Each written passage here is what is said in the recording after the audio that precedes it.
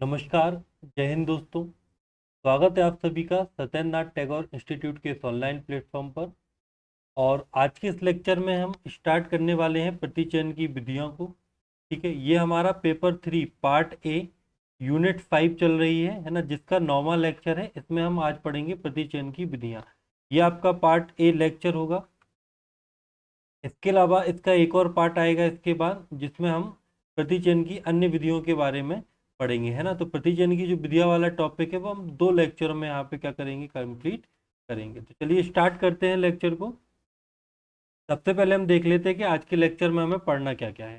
ठीक है, तो आज के लेक्चर में सबसे पहले हम पढ़ेंगे परिभाषा, प्रतिचयन की परिभाषा, फिर प्रतिचयन के आधार। ठीक है, क्या प्रतिचयन के आधार हैं, है ना, क्या इंपॉर्टेंस है। फिर उसके बाद प्रतिचयन की विधियों के बारे में पढ़ेंगे अपन। प्रतिचयन की महत्व या आवश्यकता, प्रतिचयन की विशेषता और गुण, और प्रतिचयन के दोष। ठीक है, इतना हमें आज के लेक्चर में पढ़ना है। चलिए देखते हैं। सबसे पहले हम बात करते हैं प्रतिचयन की परिभाषा। ठीक है, क्या होती है प्रतिचयन की परिभाषा। देखो, प्रतिचयन क्या कहलाता है, समग्र या समष्टि में से कुछ प्रतिनिधि इकाइयों को चुनना, है ना। मतलब जैसे कि खूब सारी चीजें हैं, जैसे यहाँ पे कई सारी चीजें, इनमें से कुछ आपको ऐसी चीजें चुनना है जो प्रतिनिधित्व कर रही हैं इनका, है ना। उनको चुनना क्या कहलाएगा, प्रतिचयन कहलाएगा। ठीक है, और इन्हीं चुनी हुई क्या कहलाते हैं इकाइयों के आधार पर हम क्या करते हैं, निष्कर्ष निकालते हैं। ठीक है, इन्हीं चुनी हुई इकाइयों के आधार पर हम निकालते हैं निष्कर्ष, जिसको हम क्या बोलते हैं, प्रतिचयन, प्रतिदर्श, न्यायदर्श। ठीक है, ये इतनी सारी चीजें प्रतिचयन को आप इन नामों से क्या कर सकते हैं, प्रदर्शित कर सकते हैं। ठीक है, न्यायदर्श भी प्रतिचयन है, प्रतिदर्श भी प्रतिचयन है, और प्रतिचयन तो है ना। तो एक बार फिर से मैं परिभाषा रिपीट कर देता हूं। समग्र या समष्टि में से कुछ प्रतिनिधि इकाइयों को चुनना, मतलब जो हम चुन रहे हैं उनमें से वो क्या करना चाहिए, उस समष्टि का प्रतिनिधित्व करना चाहिए। ठीक है, को चुनना क्या कहलाता है, प्रतिचयन कहलाता है। ठीक है, और उसके आधार पर निष्कर्ष निकालना भी। जैसे कुछ एग्जाम्पल्स की बात करें हम, जैसे कि किसी बीमार के एक बूंद रक्त से, ठीक है, उसकी जांच करेंगे रक्त की, फिर रोगी के बारे में निष्कर्ष निकालेंगे कि उसमें क्या क्या कमियां हैं। इसके अलावा चुनाव में आप जैसे मतदाताओं का सर्वेक्षण करते हैं ना, चुनाव में क्या किया जाता है, मतदाताओं का सर्वेक्षण।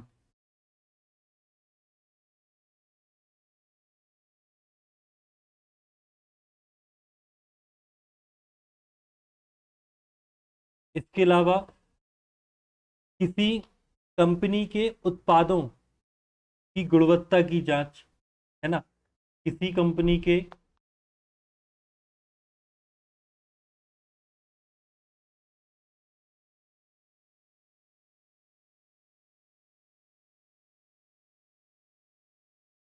उत्पादों की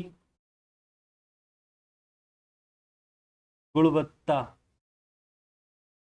की जांच, ये सारी चीजें जो हैं ये आपके प्रतिचयन के उदाहरण को, ठीक है, प्रस्तुत करती हैं। ठीक है ना। चलिए, तो अब हम क्या करते हैं, प्रतिचयन की कुछ विद्वानों के अनुसार परिभाषा समझ लेते हैं। विभिन्न विद्वानों ने प्रतिचयन की कुल कुछ परिभाषाएं दी हैं।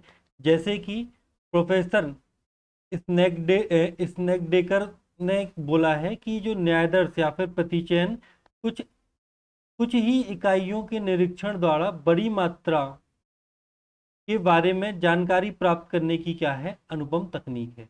ठीक है, इन्होंने क्या बताया, इन्होंने बोला है कि जो प्रतिचयन है वो कुछ इकाइयों के निरीक्षण द्वारा बड़ी मात्रा में किसी भी चीज की जानकारी प्राप्त करने की क्या है, अनुपम तकनीक है। हम इसमें क्या करते हैं कि समग्र में से कुछ प्रतिनिधित्व इकाइयों को चुनते हैं और फिर उसके बारे में क्या निकालते हैं, निष्कर्ष निकालते हैं।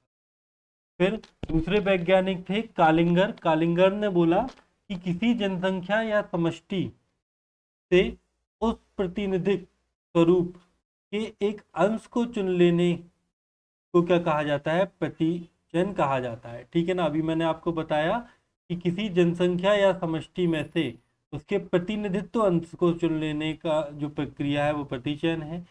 पीवी यंग के अनुसार क्या है, पीवी यंग ने बोला है कि एक सांख्यिकी प्रतिदर्श संपूर्ण समूह अथवा योग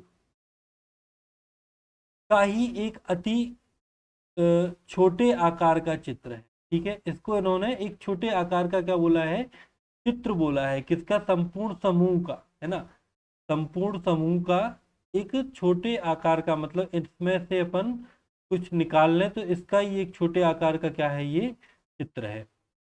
फिर गुड तथा हार्ट के अनुसार, गुडे तथा हार्ट ने इसको किस प्रकार से परिभाषित किया है, तो ये बोलते हैं कि प्रतिदर्श, जैसा कि नाम से स्पष्ट है कि एक विस्तृत समूह का छोटा सा प्रतिनिधित्व। ठीक है, तो इन किन्हीं भी वैज्ञानिकों के अनुसार या विद्वानों के अनुसार आपसे प्रतिचयन की क्या पूछी जा सकती है, परिभाषा पूछी जा सकती है, तो ये आपको याद रखना है। ठीक है, फिर अंत में हम बोल सकते हैं कि प्रतिचयन किसी विशाल समूह या समग्र या योग का एक अंश है जो समग्र का प्रतिनिधित्व करता है। ये क्या करता है, सभी का क्या करता है, प्रतिनिधित्व करता है। ठीक है, अर्थात अंश की वही विशेषताएं होती हैं जो संपूर्ण समग्र की होती हैं। ठीक है, यदि हमने किसी संपूर्ण समग्र में से कोई चीजें ली प्रतिदर्श के रूप में, तो इनकी जो विशेषताएं होंगी वो ही इस समग्र की क्या होंगी, विशेषताएं होंगी। ठीक है, तो ये हो गई प्रतिचयन की परिभाषा। अब हम बात करते हैं प्रतिचयन के आधार के बारे में। क्या होते हैं प्रतिचयन के आधार, तो देखो, प्रतिचयन की स्वतंत्रता, ठीक है, समग्र की एक रूपता, प्रतिनिधित्व का पूर्ण चयन, ठीक है, और प्रतिनिधित्व की पर्याप्तता, मतलब कि हम जो चीज उसमें से ले रहे हैं वो पर्याप्त मात्रा में उपलब्ध होना चाहिए, है ना, पूर्ण चयन होना चाहिए उसका, उसमें एक रूपता होनी चाहिए। ठीक है, ये सारी चीजें क्या है, प्रतिचयन के आधार को निरूपित करती हैं या उसके लिए आवश्यक है। ठीक है, फिर प्रतिचयन की विधियां, क्या क्या विधियां हैं, देखो, प्रतिचयन की दो प्रकार से अपन विधियों को बांट सकते हैं। एक होती है आपकी प्रमुख विधियां और एक हो गई अन्य विधियां। प्रमुख विधियों में हम पढ़ेंगे साविचार निर्देशन, दैव अथवा आकस्मिक अथवा यादृच्छिक निर्देशन, मिश्रित निर्देशन अथवा स्तरित देव निर्देशन। इन सारी चीजों को हमें पढ़ना है प्रमुख विधियों के अंतर्गत। फिर सरल यादृच्छिक प्रतिचयन, बहुस्तरीय प्रतिचयन, अभ्यंश प्रतिचयन, विस्तृत प्रतिचयन, समूह प्रतिचयन, कोटा प्रतिचयन, व्यवस्थित प्रतिचयन और व्यापक प्रतिचयन, ये हमें पढ़ना है अन्य विधियों के अंतर्गत।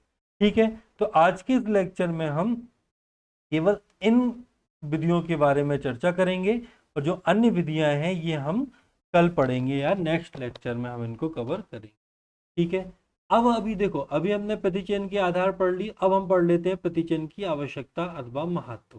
ठीक है, अब प्रतिचयन की आवश्यकता अथवा अथवा महत्व क्यों हो रहा है, जैसे कि अनुसंधान का क्षेत्र बड़ा है, मतलब कि बहुत बड़ा क्षेत्र है अनुसंधान का, तो अब उसके बारे में हमें सर्वे करना है, तो हम कैसे करेंगे, हम उस क्षेत्र में प्रतिनिधित्व को चुनेंगे, है ना, मतलब कि ऐसी समूह को छांट लेंगे जो उस संपूर्ण क्षेत्र का क्या कर रहा हो, प्रतिनिधित्व कर रहा हो, है ना, तो इस प्रकार से ये महत्वपूर्ण हो जाता है। फिर है आपका गहन अध्ययन की जरूरत कम हो, जब हमें क्या करना हो कि पर्टिकुलर जाके हर चीज को गहन अध्ययन ना करना हो, है ना, केवल ऊपर ऊपर से बताना हो, तब भी हम प्रतिचयन की उपयोग कर सकते हैं। ठीक है, अति शुद्ध स्तर की जरूरत ना हो, जब यह जरूरी ना हो कि भाई आंकड़े बिल्कुल कैसे हो, शुद्ध हो, है ना, तब भी हम कर सकते हैं। जहां हम, अब देखो सीधी सी बात है कि भाई जब आप इतने सारी चीजों में से कुछ लोगों को क्या कर रहे हैं, प्रतिनिधित्व के रूप में चयन कर रहे हैं, तो जरूरी थोड़ी ना है कि वो आंकड़े शुद्ध हों, है ना, तो इस स्थिति में भी क्या हो सकता है, प्रतिचयन का आवश्यकता या महत्व स्पष्ट हो सकता है। ठीक है, जहां समष्टि दृष्टि से नियमों का प्रतिपादन करना हो, समग्र की इकाइयों अनंत हो, ठीक है, समग्र की जांच असंभव हो और एक रूपता हो। ठीक है, ये यदि कंडीशन बनती हैं तो प्रतिचयन की क्या होती है, आवश्यकता अथवा महत्व बढ़ जाता है। फिर इसके गुण क्या है, इसमें गुण क्या है कि समय व धन की बचत होती है, क्या है कि हमें सभी तक नहीं पहुंचना है, हमें सभी के आधार पर हमें कुछ लोगों तक ही पहुंचना है और उनके आधार पर निष्कर्ष निकाल। फिर संभाव्यता सिद्धांत पर आधारित होती है ये, कि ऐसा हो सकता है कि मतलब जैसे कि हमने इतने सारे लोग, जैसे कि इतने सारे लोग हैं, इनमें से कुछ लोगों को चुना, तो हम यह मानते हैं, यह संभावना व्यक्त करते हैं कि इनके जो गुण हैं वो इन संपूर्ण लोगों के भी क्या हैं, गुण हैं। ठीक है। उच्च विश्वसनीयता स्तर होता है इसमें, वैज्ञानिक रीति है ये, सरल व शीघ्र परिणाम देती है, पक्षपात रहित होता है, तर्क पर आधारित होती है और अनुसंधान के उद्देश्यों की क्या होती है, यह अनुरूप होती है। फिर इसके कुछ दोष भी हैं। दोष में जैसे कि भ्रामक या गलत निष्कर्ष की संभावना हो सकती है, उच्च शुद्धता का अभाव हो सकता है इसमें। ठीक है। समग्र इकाइयों का विजातीय होने पर उपयुक्त नहीं है, है ना। मान लो कि जैसे ये सारी इकाइयां हैं, अब ये जो है ये अलग गुण प्रदर्शित कर रही हैं, ये अलग गुण प्रदर्शित कर रही हैं, तो इसमें आप क्या नहीं कर सकते, प्रतिनिधित्व इकाई को नहीं चुन सकते हैं। ठीक है। विशिष्ट ज्ञान का होना, पक्षपात की संभावना भी हो सकती है। तो ये सारे क्या है आपके इसके दोष हो सकते हैं प्रतिचयन। ठीक है। अब हम क्या करते हैं, प्रतिचयन की प्रमुख विधियों के बारे में चर्चा करते हैं। ठीक है। ठीक है। तो सबसे पहले हम पढ़ते हैं साविचार निर्देशन को। क्या होता है साविचार निर्देशन? देखो, साविचार निर्देशन प्रतिदर्श की वह विधि है जिसके अंतर्गत अनुसंधानकर्ता समग्र में से अपनी इच्छा अनुसार प्रतिदर्श के रूप में ऐसी इकाई को चुन लेता है जो उस समग्र की क्या कर रहा हो, प्रतिनिधित्व कर रहा हो। ठीक है ना। इसमें अनुसंधानकर्ता क्या करेगा, समग्र इकाइयों में से उन इकाइयों को चुन लेगा जो समग्र का क्या कर रही हो, प्रतिनिधित्व कर रही हो। ठीक है। इस विधि में प्रतिदर्श का चुनाव किसी आकस्मिक विधि द्वारा नहीं किया जाता है, बल्कि अनुसंधानकर्ता द्वारा अपनी इच्छा अनुसार किया। ठीक। जैसे उदाहरण की यदि हम बात करें तो विद्यालय में छात्रों की राय। ठीक है। अब जैसे हमें किसी विद्यालय में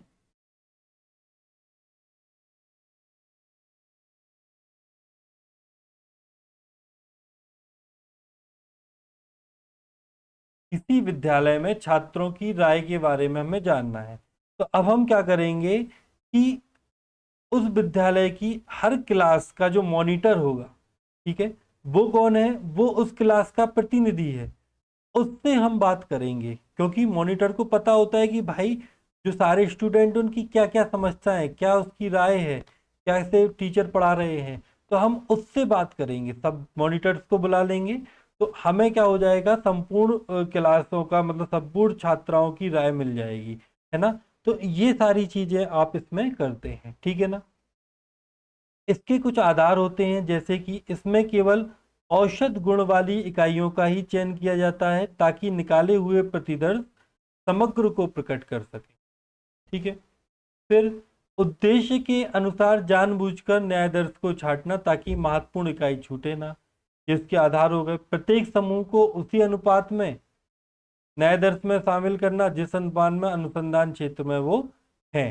ठीक है। और अनुसंधान करता, अब जैसे अनुपात का मतलब ऐसा है कि मान लो जैसे कि 4 क्षेत्र हैं, ठीक है, या फिर यहाँ पे कम व्यक्ति हैं, यहाँ पे थोड़े से ज्यादा व्यक्ति हैं, यहाँ पे कम व्यक्ति, यहाँ पे। अब मान लो हमें यहाँ से प्रतिदर्श या फिर क्या कहलाते प्रतिचयन करना है, तो यहाँ पे ऐसी चीजें हैं कि यहाँ से हमें 2 लोगों को लेना पड़ेगा, यहाँ पे हमें एक में ही लेने पे आ जाएगा, यहाँ पे हमें क्या करना पड़ेगा, 3 लोग लेने पड़ रहे हैं। तो वही अनुसंधान करता अपनी सुविधा के अनुसार क्या करता है, न्यायदर्श को चुनता है। ठीक है। अब साविचार प्रतिचयन के कुछ प्रकार भी होते हैं। प्रकार कौन कौन से हैं, तो देखो, पहला प्रकार हो गया सरल यादृच्छिक प्रतिचयन। प्रत्येक सदस्य को प्रतिदर्श में चुने जाने का बराबर क्या मिलता है, मौका मिलता है इसमें। ठीक है। फिर होता है आपका स्त्रीकृत प्रतिचयन।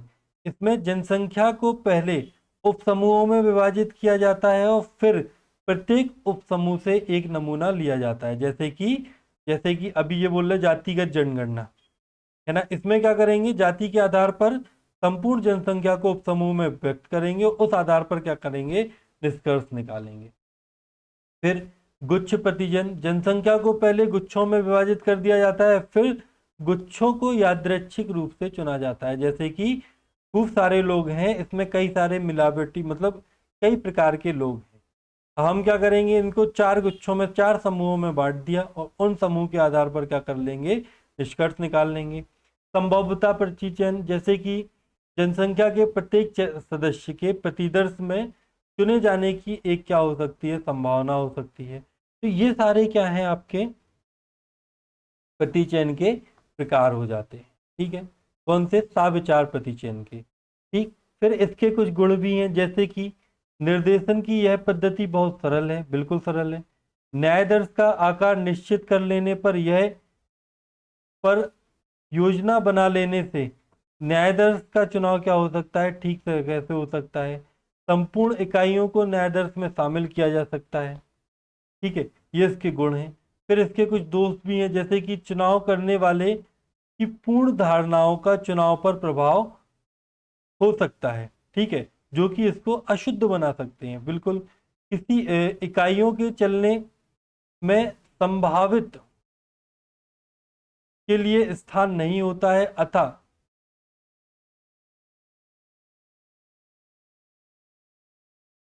अतः निर्देशक क्या हो सकता, निर्देशन क्या हो सकता है, क्या कहलाते, भ्रम ज्ञात नहीं किया जा सकता। ठीक है, निर्देशन अनुमान की सातत्यता की गारंटी नहीं हो सकती। ठीक है, चुनने वाले, चुनने वाले की प्रवृत्ति और उसकी पक्षपात की भावना का प्रभाव भी पड़ता है। वैज्ञानिक दृष्टि से विश्वसनीय रूप से ये कम है ना। और इस विधि के प्रतिचयन के परिणामों की तुलना अन्य प्रतिचयनों के परिणामों की तुलना से कर पाना संभव नहीं है। ये इसके क्या है, दोष है। फिर इसकी उपयोगिता, क्या उपयोगिता है कि जैसे देखो, जब समग्र में इकाइयों की संख्या कम हो और महत्वपूर्ण विशेषताओं वाली इकाइयों के छूट जाने की संभावना हो, तब यह उपयोगी है। जब न्यायाधीश का आकार कैसा हो, छोटा हो। फिर जब महत्वपूर्ण इकाइयों का गहन अध्ययन करना हो, अनुसंधानकर्ता को सही न्यायाधीश प्राप्त करने का ज्ञान एवं अनुभव हो। और इस विधि का प्रयोग पायलट अनुसंधान के लिए भी किया जाता है। ठीक है ना, ये इसकी क्या हो गई, उपयोगिताएं हो गई। फिर अगली विधि हमारी जो है वो है आपकी दैव अथवा यादृच्छिक निर्देशन।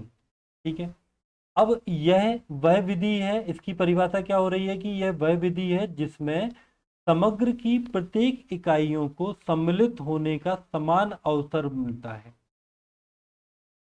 ठीक है, इसमें कुछ को चुनेंगे नहीं, हम क्या करेंगे, समग्र की प्रत्येक इकाई को क्या करेंगे, इसमें सम्मिलित करेंगे।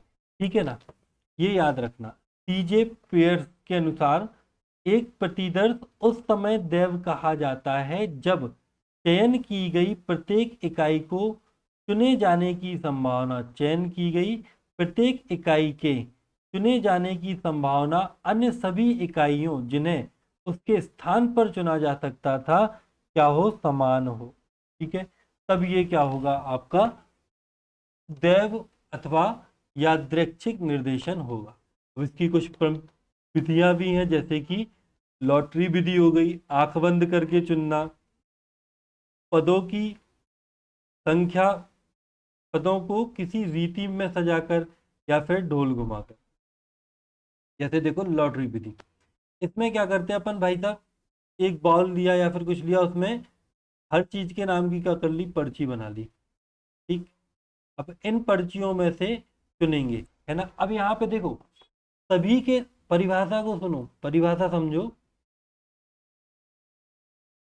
परिभाषा कहती है कि प्रत्येक इकाई को सम्मिलित होने का समान अवसर प्राप्त हो। ठीक, तो देखो भाई, ये 5 पर्ची रखी। अब 5 पर्ची में से हम आंख बंद करके किसी भी पर्ची को उठा रहे हैं, तो सभी के कोई भी चुनी जा सकती है ना, तो सभी के चुने जाने की जो संभावना है वो क्या है, समान है। ठीक है ना, आई बात समझ में। फिर आंख बंद करके चुनना, तो ये भी लॉटरी विधि द्वारा ही है ना। इसमें भी पर्ची बना लो और उसमें से चुन लो। ठीक, फिर पदों को रीति में सजाकर, इसमें क्या करते हैं, पदों को पहले एक रीति में सजा लेते हैं, फिर उनमें से चुनते हैं। ढोल घुमाकर, इस रीति में एक ढोल के समान आकार की लकड़ी होती है। ठीक है, लोहे या अन्य किसी धातु के गोल टुकड़े जिन पर एक समग्र पद की क्या होती है, संख्या चिन्ह अंकित होती है। ठीक है ना, रखकर ढोल को हाथ या बिजली से क्या करते हैं, घुमाते हैं, और फिर जितने पद न्यायाधीश में लेने होते हैं उतने टुकड़ों को क्या कर लेते हैं, निष्पक्ष रूप से व्यक्ति क्या कर लेता है, निकाल लेता है। ठीक है ना। तो ये इसकी क्या है, कुछ विधियां हैं। फिर दैव निर्देशन के कुछ गुण भी होते हैं, जैसे कि यह पक्षपात रहित है। ठीक है, क्यों पक्षपात रहित है, क्योंकि भैया सभी के पास समान अवसर है चुनने के। ठीक है, और इसके अलावा अनायास चुनाव करने वाले को कोई बुद्धि नहीं लगानी पड़ती है। ठीक है, बुद्धि नहीं लगानी भाई, सीधा हाथ डालो, उठा लो, निकाल लो। चुनाव के लिए कोई विस्तृत योजना नहीं बनानी पड़ती। क्यों योजना बनाना भाई, जब ये पर्चियां हैं, इन पर्चियों में से हमें कोई भी एक चुनाना है, तो योजना की क्या हो, जाके मुँह उठाएंगे और उठा के चुन लेंगे। ठीक है, मित व्ययता, इस रीति में धन समय व परिश्रम क्या होता है, कम खर्च होता है। इस रीति में न्यायाधीश की शुद्धता की संभव है। ठीक है, निर्देशन विभ्रमों की माप भी की जा सकती है, समग्र का वास्तविक प्रतिनिधित्व होता है, और यह एक वैज्ञानिक रीति है। इसके दोष भी हैं कुछ, जैसे कि अपूर्ण समंकों की दिशा में प्रतिचयन असंभव होता है, न्यायाधीश का आकार बड़ा होने पर प्रतिनिधित्व की कमी होती है। ठीक है, इकाइयों में स्वतंत्रता का अभाव होता है, समग्र इकाइयों का क्या होता है, फैलाव होता है। सीमाएं क्या हो जाएंगी कि अनुसंधान का क्षेत्र छोटा होने पर परिणाम विश्वसनीय नहीं होंगे, पदों में भिन्नता होने पर न्यायाधीश प्रतिनिधिपूर्ण होगा, समग्र की प्रत्येक अंश के लिए आवश्यक है कि वह दूसरे से क्या हो, स्वतंत्र हो। ये सारी चीजें क्या है, इसमें आपकी सीमाओं को दर्शाती हैं। ठीक है, फिर साविचार निर्देशन और दैव निर्देशन में कुछ अंतर है, जैसे कि इसको समझ लेते हैं अपन कि साविचार निर्देशन में क्या होता है, इकाइयों का चयन स्वेच्छा से जानबूझकर होता है, जबकि दैव निर्देशन में दैव आधार पर किया जाता है, मतलब कि चांस के आधार पर किया जाता है। साविचार निर्देशन पक्षपात से अप्रभावित होता है, जबकि दैव निर्देशन पक्षपात से रहित होता है। ठीक है, साविचार निर्देशन में विभ्रमों का स्वभाव संचयी प्रकृति का होता है, जबकि दैव निर्देशन में समकारी अर्थात क्षति पूरक होता है। सजातीय में चयन के लिए महत्वपूर्ण इकाइयों वाले समग्र के लिए एक साविचार निर्देशन प्रस्तुत होता है, जबकि दैव प्रतिचयन में समग्र का उपयोग किया जाता है। ठीक है ना, तो ये आप इसके अंतर को समझ सकते हैं। ठीक है, फिर आपका अगला है मिश्रित निर्देशन। ठीक है, मिश्रित निर्देशन क्या है, यह प्रणाली साविचार निर्देशन और दैव निर्देशन दोनों का क्या है, सम्मिश्रण है। मिश्रित निर्देशन के गुण क्या हो गए, इस रीति में दोनों प्रमुख रीतियों साविचार निर्देशन और दैव निर्देशन के गुण आ जाते हैं। चुनाव अधिक विश्वसनीय होता है और समग्र के विभिन्न स्थितियों का क्या होता है, प्रतिनिधित्व होता है। दोष क्या है इसका, कि यह साविचार विधि की त्रुटियां हो जाएं तो इस प्रणाली द्वारा निकाले हुए जो फल होते हैं वो संतोषजनक नहीं होते। ठीक है, फिर आपकी अगली और आज की अंतिम विधि है, वो है आपकी स्तरित दैव निर्देशन। ठीक है, सेटिस्फाइड रैंडम सैंपलिंग। ठीक है, तो देखो, विस्तृत निर्देशन के अंतर्गत प्रमुख विधि स्तरित दैव निर्देशन है। इस विधि में सबसे पहले समग्र को किसी गुण विशेष के आधार पर कई भागों में बांटा जाता है, जिन्हें स्तर कहते हैं। ठीक है, फिर दैव निर्देशन विधि से प्रत्येक स्तर में कुछ इकाइयों को चुन लिया जाता है। ठीक है, आई बात समझ में। इसमें हम क्या करेंगे कि ये जो डाटा है इसको हम कई भागों में क्या कर लेंगे, बांट लेंगे, और इनके आधार पर एक प्रतिनिधित्व को चुन लेंगे। ठीक है, तो ये आपका क्या हो जाएगा, स्तरित दैव निर्देशन हो जाएगा। उदाहरण के लिए देख लो कि यदि किसी कक्षा में 25 विद्यार्थी हैं, उनमें से अमाप 5 का न्यायाधीश लेना है, तो सबसे पहले साविचार निर्देशन द्वारा इन विद्यार्थियों को 3 श्रेणी में क्या किया जाएगा, विभक्त किया जाएगा। जैसे प्रथम श्रेणी, द्वितीय श्रेणी और तृतीय श्रेणी। मान लिया कि प्रथम श्रेणी में 5, द्वितीय श्रेणी में 10 और तृतीय श्रेणी में 10 विद्यार्थी हैं। अब दैव निर्देशन प्रणाली से प्रत्येक श्रेणी में संख्या का अनुपात विद्यार्थी चुन लिए जाएंगे, अर्थात प्रथम श्रेणी से 1, द्वितीय श्रेणी से 2 और तृतीय श्रेणी से भी 2 विद्यार्थियों को चुन लिए जाएंगे। इस प्रकार चुने हुए विद्यार्थी कक्षा के अधिकतम क्या करेंगे, प्रतिनिधित्व करेंगे। ठीक है ना। यहाँ पे टोटल कितने विद्यार्थी थे, 25 विद्यार्थी थे। अब इन 25 विद्यार्थियों में से यहाँ 5 रखे अपन ने, द्वितीय श्रेणी में 10 रखे, फिर रखे 10। यहाँ से अपन ने अनुपात में 2 चुन लो, यहाँ पे 2 चुन लो, है ना।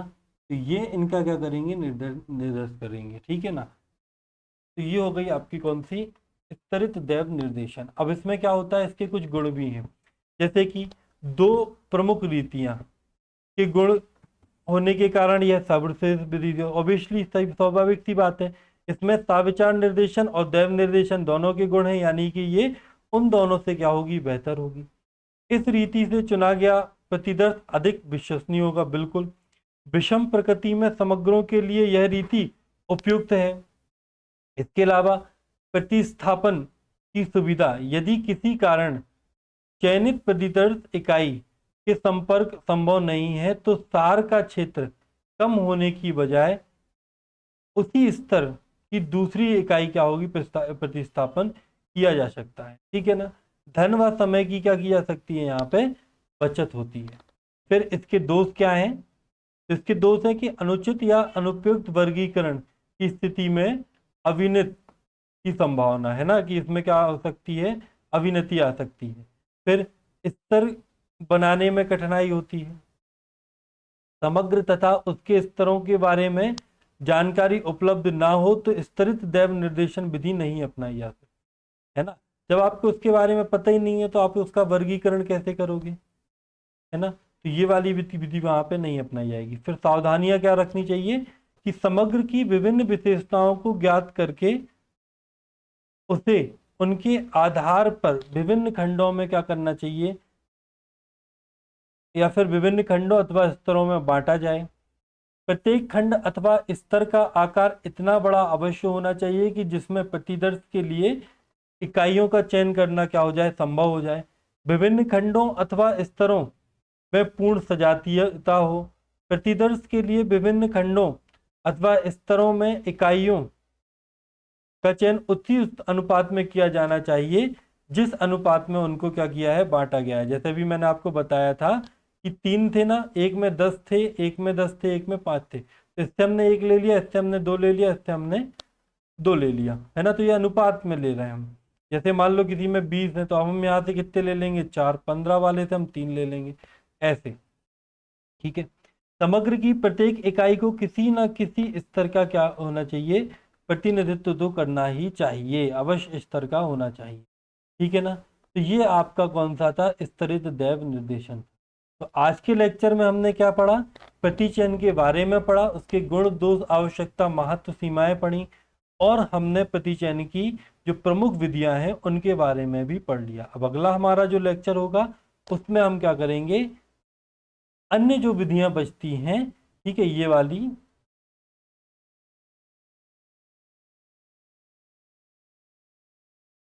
इनके बारे में पढ़ेंगे। ठीक है ना।